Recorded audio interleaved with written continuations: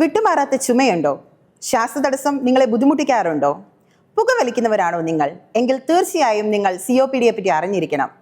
Welcome to the next episode of BMH doctors chat. COPD കുറിച്ച് കൂടുതൽ വിവരങ്ങളുമായി ഇന്ന് നമ്മളോടൊപ്പം ഉള്ളത് തൊടുപുഴ BMHലെ പൾമണോളജിസ്റ്റ് ഡോക്ടർ അജോയ് ആണ്. നമസ്കാരം സർ. നമസ്കാരം സർ, എന്താണ് COPD? ഒരാളുടെ ലങ്സ് അഥവാ ശ്വാസകോശത്തിലേക്കുള്ള വായുവിന്റെ പ്രവാഹത്തിന് തടസ്സം വരികയും ശ്വാസം എടുക്കാനുള്ള ബുദ്ധിമുട്ട് കാണിക്കുകയും ചെയ്യുന്ന ഒരു അവസ്ഥയാണ് COPDക്ക് ക്രോണിക് ഒബ്സ്ട്രക്റ്റീവ് പൾമണറി ഡിസീസ് എന്നാണ് അതിന്റെ മുഴുവൻ പേര്. 2 തരമുണ്ട് COPD. എംഫൈസിമ എന്ന് പറയുന്ന വെറൈറ്റിയും ക്രോണിക് ബ്രോങ്കൈറ്റിസ് എന്ന് പറയുന്ന വെറൈറ്റിയും. അതിൽ എംഫൈസിമ എന്ന് പറഞ്ഞാൽ നമ്മുടെ വായു അറകൾ ആൽവിയോളസിന് നാശം വന്നിട്ട് ശ്വാസമുട്ടലുണ്ടാക്കും. അതുപോലെ തന്നെ ക്രോണിക് ബ്രോങ്കൈറ്റിസ് വെറൈറ്റിയിൽ നമ്മുടെ ശ്വാസകോശ നാളികളിൽ കഫം അടിഞ്ഞുകൂടുകയും നീർക്കെട്ട് വന്നിട്ട് ശ്വാസതടസ്സം ഉണ്ടാകുകയും ചെയ്യും. ഈ 2 വെറൈറ്റികൾക്കും നമ്മൾ COPD എന്നാണ് പറയുന്നത്. ഈ സാധാരണ കാണുന്ന ചുമയിൽ നിന്നും COPDക്കുള്ള വ്യത്യാസം എന്താ? സാധാരണ ചുമ എന്ന് പറഞ്ഞാൽ നമ്മളൊരു ഇൻഫെക്ഷന്, അത് അപ്പർ റെസ്പിറേറ്ററി ജലദോഷം കഫക്കെട്ടായിട്ട് വന്ന് വരാം, അല്ലെങ്കിൽ നെഞ്ചിൽ കഫക്കെട്ട് വന്ന് ചുമ വന്നു, നമ്മൾ മരുന്നെടുത്തു, ചുമ പൂർണ്ണമായിട്ട് മാറും. പക്ഷേ COPDയുടെ ചുമ ദീർഘകാലം നിലനിൽക്കും. കഫമുള്ള ചുമയായിരിക്കും. നോർമൽ മരുന്നുകളിൽ ആ ചുമ മാറുകയും ചെയ്യില്ല. നോർമൽ ആയിട്ടുള്ള ഒരു ചുമയല്ല, ഇത് COPD ആണ് എന്നുള്ളത് നമുക്ക് എങ്ങനെ തിരിച്ചറിയാൻ പറ്റും? ആദ്യം വരുന്നയാളുടെ പ്രസന്റേഷൻ അനുസരിച്ച് തന്നെ, ഇപ്പം ആണാണോ പെണ്ണാണോ, പുരുഷന്മാരിൽ COPDക്കുള്ള സാധ്യത കൂടുതലാണ്. പുകവലിക്കുന്ന ആൾക്കാരാണെങ്കിൽ COPD സാധ്യത കൂടുതലായിരിക്കും. അവരുടെ ജോലി അന്തരീക്ഷ മലിനീകരണമായിട്ടോ അല്ലെങ്കിൽ പുക പൊടി കൂടുതൽ എക്സ്പോഷർ വരുന്ന ജോലികൾ ചെയ്യുന്ന ആൾക്കാർക്ക് COPDക്കുള്ള സാധ്യത കൂടുതലായിരിക്കും. പ്രായം 40 വയസ്സിന് ശേഷമുള്ളവർക്ക് COPD സാധ്യത കൂടുതലുണ്ട്. അങ്ങനെയൊരു ബാക്ക്ഗ്രൗണ്ടുമായിട്ട് വരുന്ന ആൾ രോഗലക്ഷണങ്ങൾ, അതായത് ചുമ, കഫക്കെട്ട്, ശ്വാസതടസ്സം, നടക്കുമ്പോൾ അല്ലെങ്കിൽ കട്ടിയോടെ ജോലി ചെയ്യുമ്പോൾ മടുപ്പ് വരിക, ഇതേ ലക്ഷണങ്ങളൊക്കെ ആയിട്ട് വരുന്ന ആൾക്ക് നമ്മൾ COPD സംശയിക്കും. പിന്നെ അതിനെ നമ്മൾ ഡയഗ്നോസ് കൺഫേം ചെയ്യാനുള്ള ടെസ്റ്റുകൾ, നമ്മൾ ലങ്സിൻ്റെ കപ്പാസിറ്റി, അതായത് ശ്വാസകോശത്തിൻ്റെ പ്രവർത്തനക്ഷമത നോക്കുന്ന ടെസ്റ്റുകൾ നോക്കിയാണ് COPD ഉണ്ടോ എന്ന് കൺഫേം ചെയ്യുന്നത്. സ്പൈറോമെട്രി എന്ന് പറയുന്ന ടെസ്റ്റാണ് നമ്മളതിനെ യൂസ് ചെയ്യുന്നത്. അതിന് പുറമെ നമ്മളൊരു എക്സ്റേ എടുക്കും, ആവശ്യമുണ്ടെങ്കിൽ ഒരു CT സ്കാന്. അതുപോലെ തന്നെ സിവിയർ കേസുകൾ, അതായത് ഓക്സിജൻ്റെ അളവ് കുറയുന്ന അവസ്ഥയൊക്കെ പോയി കഴിഞ്ഞാൽ ഓക്സിജൻ്റെ അളവും കാർബൺ ഡൈ ഓക്സൈഡിൻ്റെ ലെവലും നോക്കുന്ന ABG എന്ന് പറയുന്ന രക്തപരിശോധനയും ചിലപ്പോൾ ചെയ്യാറുണ്ട്. ഈ പുകവലിക്കുന്നവരിലാണോ COPD കൂടുതലായിട്ടും കണ്ടുവരുന്നത്? പുകവലി ഇതിനൊരു കാരണമാണ് എന്നാണ്. പുകവലിയുടെ ഏറ്റവും കോമൺ ആയിട്ടുള്ള ദൂഷ്യഫലമാണ് COPD. അതുപോലെ തന്നെ പുക കൂടുതൽ അടിക്കുന്ന സാഹചര്യങ്ങളുള്ള മറ്റവസ്ഥകൾ, ഇപ്പം പുകവലിക്കുന്ന ഒരാളുടെ കൂടെ താമസിക്കുന്ന സ്ത്രീകൾ ചിലപ്പോൾ COPD ഉണ്ടാകാൻ സാധ്യതയുണ്ട്. അതുപോലെ തന്നെ മലിനീകരണം വരുന്നത്, ഇപ്പം വിറകടുപ്പ് യൂസ് ചെയ്യുന്ന സ്ത്രീകൾക്ക് COPD ഉണ്ടാകാനുള്ള സാധ്യത എന്ന് വെച്ചാൽ മലിനീകരണമാണ്. വിറകടുപ്പ് യൂസ് ചെയ്യുന്നത്, നമ്മുടെ ഗ്യാസൊക്കെ അടച്ചിട്ട മുറികളിൽ കുക്കിംഗ് ചെയ്യുന്നുള്ള ആ പുകയും ഇത് ഉള്ളിൽ ചെല്ലുമ്പം COPDക്കുള്ള സാധ്യതയുണ്ട്.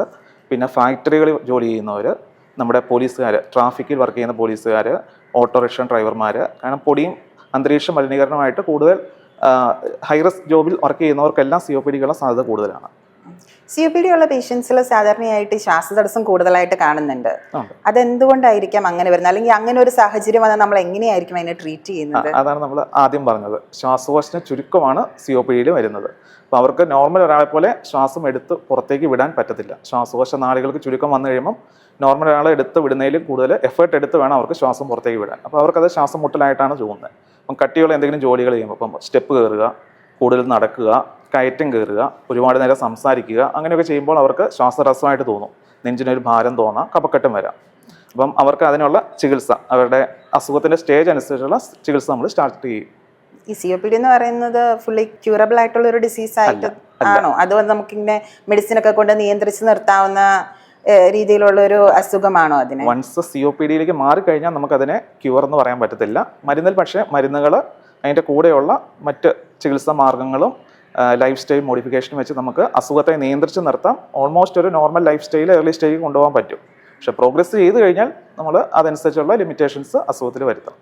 ഈ COPD ഉള്ള ആൾക്കാർക്ക് എന്തെങ്കിലും ഭക്ഷണ രീതിയിൽ എന്തെങ്കിലും ചേഞ്ചസ് വരുത്തേണ്ടതായ ഒരു കാര്യമുണ്ടോ? അതോ ഭക്ഷണവുമായിട്ട് എന്തെങ്കിലും റിലേറ്റഡ് ആണോ COPD? ഭക്ഷണമായിട്ട് റിലേറ്റഡ് അല്ല, പക്ഷേ അവരുടെ ഭക്ഷണ രീതി ഇമ്പ്രൂവ് ചെയ്യുവാണെങ്കിൽ അവർക്ക് കുറച്ചുകൂടി ലങ് കപ്പാസിറ്റി ബെറ്റർ ആക്കാൻ പറ്റും.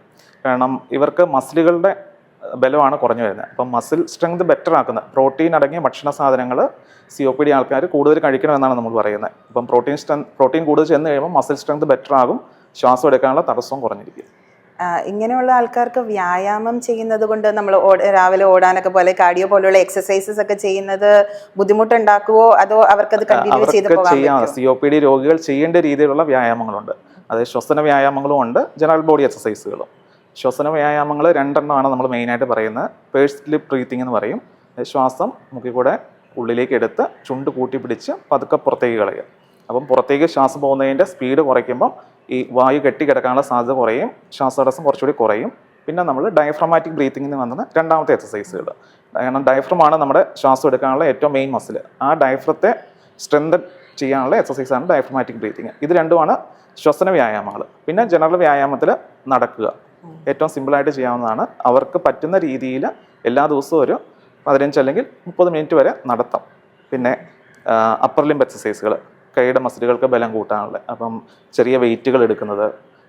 പിന്നെയുള്ളത് കാലിന് എക്സസൈസുകൾ, സ്റ്റെപ്പ് പതുക്കെ കയറുന്നത്, പിന്നെ കാല് പൊക്കുകയും മടക്കുകയും ചെയ്യുന്നത് പോലും അവർക്കൊരു വ്യായാമമാണ്. അപ്പം അവർക്ക് ചെയ്യാൻ പറ്റുന്ന രീതിയിലുള്ള വ്യായാമം ഡോക്ടറുടെ നിർദ്ദേശാനുസരണം അവരുടെ സ്റ്റേജ് അനുസരിച്ച് നമ്മൾ പറയാറുണ്ട്.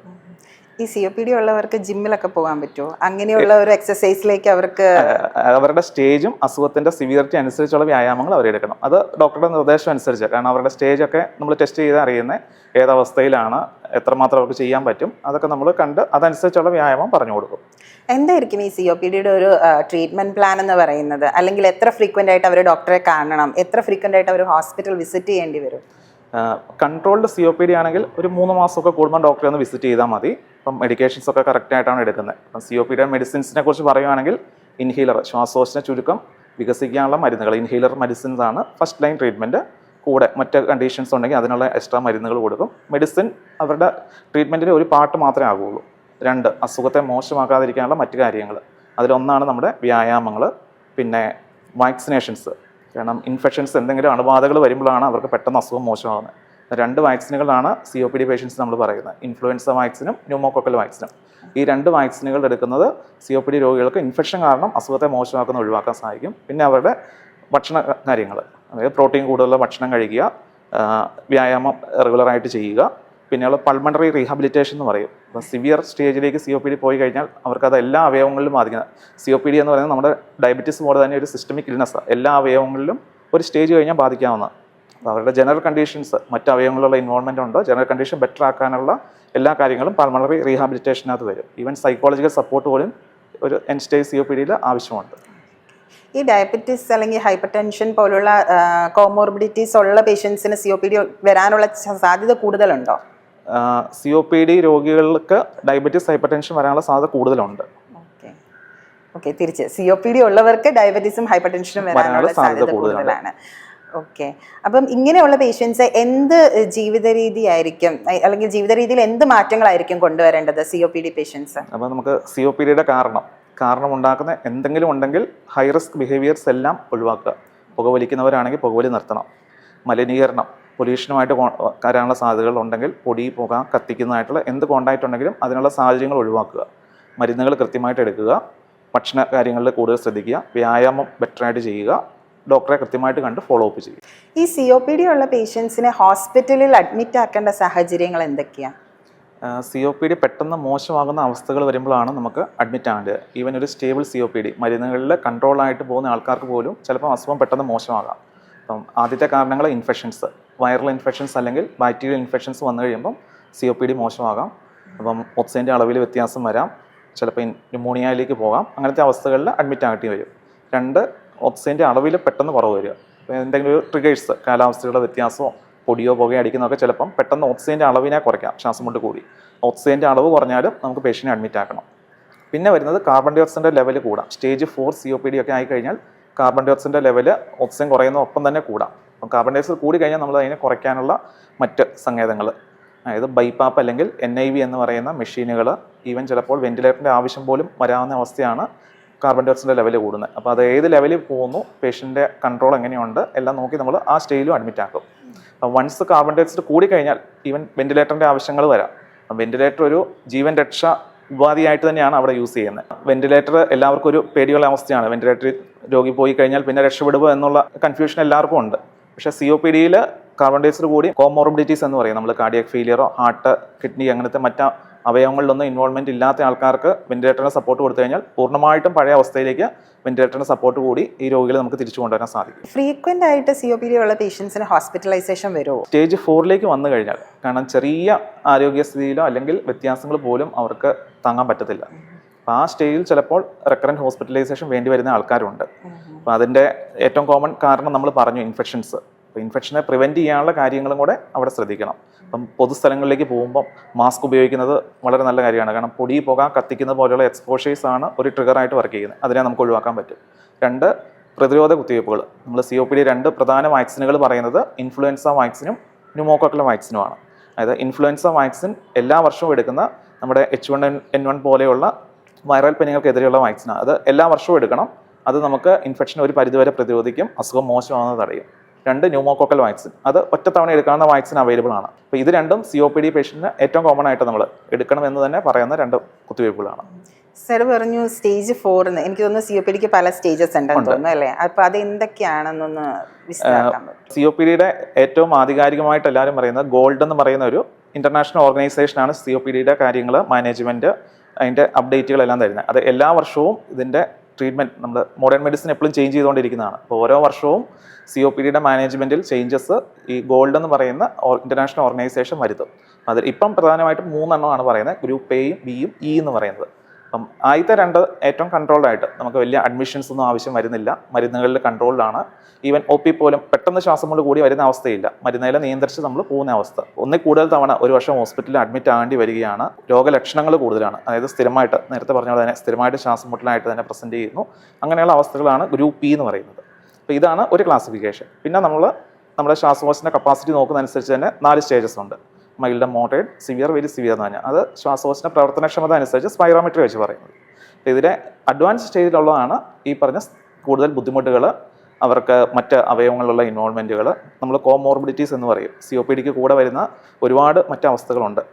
ഒന്ന് നമ്മുടെ വിളർച്ച ഉണ്ടാകാം, എല്ലിന് മസിലിനുള്ള ബലക്കുറവുകൾ വരാം, ഹാർട്ടിൻ്റെ പ്രവർത്തനത്തെ ബാധിക്കാം, അതിൻ്റെ ഇടിപ്പിലുള്ള വ്യത്യാസങ്ങൾ ഉണ്ടാക്കാം, ഷുഗർ ഉണ്ടാക്കാനുള്ള സാധ്യതയുണ്ട്, പ്രഷർ മോശമാക്കാം, തലച്ചോറിൻ്റെ പ്രവർത്തനത്തെ ബാധിക്കാം, ഈവൻ മാനസികമായ പ്രശ്നങ്ങൾ. അഡ്വാൻസ് COPD ഒക്കെ ആകുമ്പം ആൻസൈറ്റി, ഡിപ്രഷൻ, വിഷാദം, ഉത്കണ്ഠ മുതലായവയ്ക്കുള്ള സാധ്യതയും കൂടുതലുണ്ട്. ആ സ്റ്റേജിൽ നമ്മൾ മൾട്ടി ഡിസിപ്ലിനറി അപ്രോച്ച് അല്ലെങ്കിൽ പൾമണറി റീഹാബിലിറ്റേഷൻ നമുക്ക് ആ പേഷ്യൻറ്റിന് എന്താണെങ്കിലും പ്രൊവൈഡ് ചെയ്യും. സർ പറഞ്ഞു ബൈപ്പാപ്പ് ഉപയോഗിക്കുന്നതിനെ പറ്റി പറഞ്ഞു. വൺസ് നമ്മൾ ബൈപ്പാപ്പിലേക്ക് പോയിട്ടുണ്ടെങ്കിൽ പിന്നെ സ്ഥിരമായിട്ട് അത് ഉപയോഗിക്കേണ്ട കാര്യമുണ്ട്, അല്ലെങ്കിൽ നമുക്ക് അതിൽ നിന്ന് പേഷ്യൻസിനെ വീൻ ഓഫ് ചെയ്യാൻ പറ്റുമോ? നമ്മൾ COPD പേഷ്യൻറ്റിൽ ലൈഫ് സപ്പോർട്ടുകൾ 2 കാര്യങ്ങൾ ചെയ്യുന്നത്. 1 ഓക്സിജന്, 2 ബൈപ്പാപ്പ് മുതലായ ഡിവൈസുകൾ. അപ്പം ഏറ്റവും കോമൺ ആയിട്ട് COPD വരുന്നത് ഒരു സ്റ്റേജ് കഴിഞ്ഞ് കഴിഞ്ഞാൽ ഓക്സിജൻ്റെ ലെവൽ താഴ്ന്നു കഴിഞ്ഞാൽ പിന്നെ ഹോം ഓക്സിജൻ തെറാപ്പി എന്ന് പറയും. അതായത് 88 എന്ന് പറയുന്ന 88% നമ്മൾ SpO2 നോക്കുമ്പോൾ അതിലും താഴേക്കുള്ള ആൾക്കാർ സ്ഥിരമായിട്ട് നിൽക്കുകയാണെങ്കിൽ വീട്ടിൽ ഓക്സിജനാണ് ഉപയോഗിക്കാൻ പറയുന്നത്. അപ്പം ഓക്സിജൻ എന്ന് പറയുന്ന ഒരു മരുന്നായിട്ട് തന്നെയാണ് അവർക്ക് കൊടുക്കുന്നത്. അപ്പം ഓക്സിജൻ ഡെയിലി ഒരു 16 മുതൽ 18 മണിക്കൂർ വരെ ഉപയോഗിക്കുക. അപ്പം ഓക്സിജനാണ് ഏറ്റവും ആദ്യത്തെ സ്റ്റേജ് നമ്മൾ കൊടുക്കുന്ന ഒരു മെഡിസിനായിട്ട് തന്നെ കൊടുക്കുന്നത്. അത് ഹോം ഓക്സിജൻ തെറാപ്പി ആയിട്ട് കൊടുക്കും. അത് നമ്മുടെ അസുഖത്തെ മോശമാക്കുന്ന സ്പീഡ് കുറയ്ക്കും, പേഷ്യൻറ്റിൻ്റെ കംഫർട്ട് കുറച്ചുകൂടി ബെറ്റർ ആക്കാം, ഡിസ്നിയ ഫീലും എല്ലാം കുറയ്ക്കാൻ സഹായിക്കും. രണ്ടാമത് വരുന്നതാണ് നമ്മുടെ ലങ്സിൻ്റെ മെയിൻ ധർമ്മം എന്ന് പറയുന്നത് ഓക്സിജനെ ഉള്ളിലേക്ക് എത്തിക്കുകയും കാർബൺ ഡൈ ഓക്സൈഡിനെ പുറത്തേക്ക് കളയുകയും ചെയ്യുകയാണ്. അപ്പം രണ്ടാമത് പുറത്തേക്ക് കളയുന്ന അവസ്ഥയാണ്, കാർബൺ ഡൈ ഓക്സൈഡിനെ കളയാൻ പറ്റാതെ വരുന്ന അവസ്ഥയിലാണ് ഈ പറഞ്ഞ ബൈപ്പാപ്പിൻ്റെ റോള്. കാർബൺ ഡൈ ഓക്സൈഡ് കൂടി നിന്ന് കഴിഞ്ഞാൽ ബൈപ്പാപ്പാണ് അവർക്ക് ഈ ഒരു ഫംഗ്ഷനെ സപ്പോർട്ട് ചെയ്യുന്നത്. മോശമാകുന്ന അവസ്ഥയിൽ അസുഖം COPD എക്സസർവേഷൻ എന്ന് പറയുന്ന അവസ്ഥയിലാണ് ഈ പറഞ്ഞ റെസ്പിറേറ്ററി ഫെയിലിയർ വരുന്നത്. അത് ഷോർട്ട് ടൈം ആയിട്ട് വരുന്നവരുണ്ട്, ആ ഒരു 1-2 ആഴ്ചയ്ക്ക് മാത്രം സപ്പോർട്ട് വരുന്നവർ. പിന്നെ കുറച്ച് ആൾക്കാരുണ്ട് സ്ഥിരമായിട്ട് വേണ്ടി വരുന്നവർ. അതിൻ്റെ കൂടെയുള്ള മറ്റ് കമ്പോണൻസ്, നമ്മൾ സ്ലീപ്പ് ആപ്നിയ എന്ന് പറയുന്ന ഒരു കമ്പോണൻ്റ് ഉണ്ട്, അതായത് പ്രശ്നമുള്ള കൂർക്കം വലി. അപ്പം അങ്ങനെയുള്ള കമ്പോണൻറ്റോ അല്ലെങ്കിൽ അഡ്വാൻസ് COPD ഉള്ള പേഷ്യൻസിന് നമ്മൾ രാത്രിയിൽ ഉറങ്ങുമ്പോൾ ബൈപ്പാപ്പ് വെച്ച് ഉറങ്ങണം എന്നാണ് പറയുന്നത്. അത് അസുഖത്തെ മോശമാകാതിരിക്കാനും അവരുടെ ശ്വാസമുട്ടലിൻ്റെ ബുദ്ധിമുട്ട് കുറയ്ക്കാനും വേണ്ടിയാണ്. ഇങ്ങനെ ഈ COPD വളരെ കൂടിയ സ്റ്റേജിൽ നിൽക്കുന്ന പേഷ്യൻസ് അല്ലെങ്കിൽ ബൈപ്പാപ്പ് യൂസ് ചെയ്യുന്ന പേഷ്യൻസ് അവർ വീട്ടിൽ എന്തൊക്കെ കാര്യങ്ങളായിരിക്കും ശ്രദ്ധിക്കേണ്ടത്? ഒന്ന്, രോഗാവസ്ഥയെക്കുറിച്ചുള്ള കൃത്യമായ ബോധം. കാരണം അവർക്ക് എന്തൊക്കെയാണ് അസുഖം മോശമായാൽ ചെയ്യേണ്ട കാര്യങ്ങൾ, നമ്മൾ COPD ആക്ഷൻ പ്ലാൻ എന്ന് പറയും. അപ്പം ചെറിയ വ്യത്യാസങ്ങൾ അവർക്കറിയാം, ചെറിയ ശ്വാസമുട്ടുള്ള വ്യതിയാനങ്ങൾ, കഫക്കെട്ട് കൂടുകയാണ്, അല്ലെങ്കിൽ നെഞ്ചിന് വേദനകൾ പോലെ അവസ്ഥ, അങ്ങനെയൊക്കെ ഉണ്ടപ്പം ആദ്യം എന്ത് ചെയ്യണം എന്നുള്ളൊരു ആക്ഷൻ പ്ലാൻ പേഷ്യനോട് നമ്മൾ ആദ്യം തന്നെ പറഞ്ഞു കൊടുക്കും. അപ്പം ഓരോ അവസ്ഥയിലും എന്തൊക്കെ ചെയ്യണം, ഏതൊക്കെ മരുന്നാണ് എക്സ്ട്രാ എടുക്കേണ്ടത്, എപ്പോഴാണ് ഹോസ്പിറ്റലിൽ വരേണ്ടത്, എപ്പോഴാണ് ഡോക്ടറെ ഈവൻ ഫോൺ വിളിച്ചാണെങ്കിൽ പോലും കൺസൾട്ട് ചെയ്യേണ്ടത് എന്നുള്ള ഒരു അവബോധം ആ പേഷ്യൻസ് നമ്മൾ കൊടുത്തിട്ടാണ് എപ്പോഴും വിടുന്നത്. അപ്പം അതനുസരിച്ച് ഓരോ സ്റ്റേജിലും പേഷ്യൻറ്റ് റെസ്പോണ്ട് ചെയ്യുക. എൻ്റെ ഒരു സംശയമാണ്, COPD എന്ന് പറയുന്നത് നമ്മൾ പ്രായമായവരിലാണോ അതോ ചെറുപ്പക്കാരിലോ കുട്ടികളിലോ ഒക്കെ കാണപ്പെടാവുന്ന ഒരു രോഗമാണോ? എങ്ങനെയാണ് ഇത്? എല്ലാവർക്കും ഒരു കൺഫ്യൂഷൻ വരുന്ന കാര്യമാണ് ചെറുപ്പക്കാരിൽ വരുന്ന അസുഖം COPD ആണോ എന്നുള്ളത്. ഏറ്റവും കോമൺ ആസ്മയും COPD തമ്മിലുള്ള കൺഫ്യൂഷനാണ്. ആസ്മ എന്ന് പറയുന്നത് ശ്വാസകോശത്തിന് വരുന്ന ഈ സെയിം അവസ്ഥ തന്നെ, ചുരുക്കമാണ്, പക്ഷേ അത് നോർമലാക്കും. അത് ചില അലർജി അല്ലെങ്കിൽ ട്രിഗേഴ്സിനോടുള്ള ശ്വാസകോശ റെസ്പോൺസ് ആണ്. അതാണ് യൂഷ്വലി ചെറുപ്പക്കാർ വരുന്നത്. പക്ഷേ COPD യൂഷ്വലി 40 വയസ്സിന് ശേഷം മാത്രമേ വരാറുള്ളൂ. 40 വയസ്സിൽ താഴെ COPD വരുവാണെങ്കിൽ അവർക്ക് ജനറ്റിക് ആയിട്ടുള്ള കാരണങ്ങൾ, ചില ജനറ്റിക് പ്രോബ്ലംസ്, ആൽഫ-1 ആൻറ്റിട്രിപ്സിൻ ഡെഫിഷ്യൻസി എന്നൊക്കെ പറയും, അങ്ങനത്തെ അവസ്ഥകളൊക്കെ ഉണ്ടെങ്കിൽ മാത്രമേ ചെറുപ്പക്കാരിൽ COPD വരാറുള്ളൂ. അത് വളരെ റെയറാണ്. ഈ COPD ഉണ്ടാകാതിരിക്കാൻ വേണ്ടി നമ്മുടെ ജീവിതശൈലിയിൽ നമ്മൾ എന്തെല്ലാം മാറ്റങ്ങളായിരിക്കും വരുത്തേണ്ടത്?